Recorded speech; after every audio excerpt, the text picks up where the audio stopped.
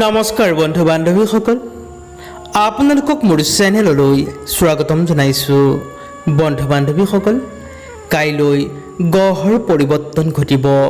শনিদেৱ ও মহাদেৱৰ বিশেষভাৱে আশীৰ্বাদ থাকিব এই কেইটামান ৰাশিৰ ওপৰত। বন্ধু বান্ধৱীসকল, কাইলৈ দিনটিত আপোনাৰ নতুন কাৰ্যৰ পৰিকল্পনা সফল হৈ উঠাত সহায় কৰিব, যাৰ দ্বাৰা আপোনাৰ মন পৰিষ্কাৰ পৰিচ্ছন্নতা হৈ থাকিব।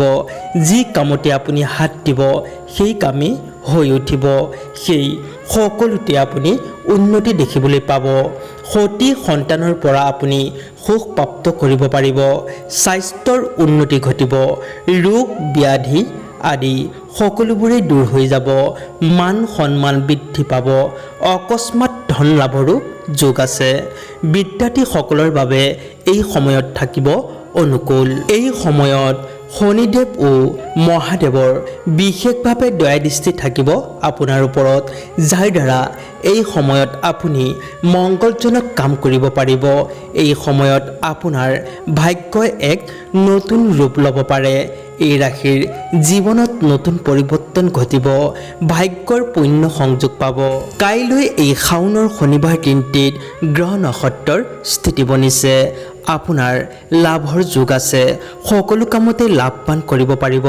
ভাগ্যৰ পুণ্য সংযোগ মিলিব।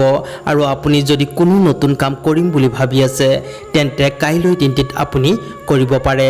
অৱশ্যেই লাভ হ'ব। দাম্পত্য জীৱন সুখী হ'ব। যি আশা কৰে সকলো আশা পূৰ্ণ হ'ব।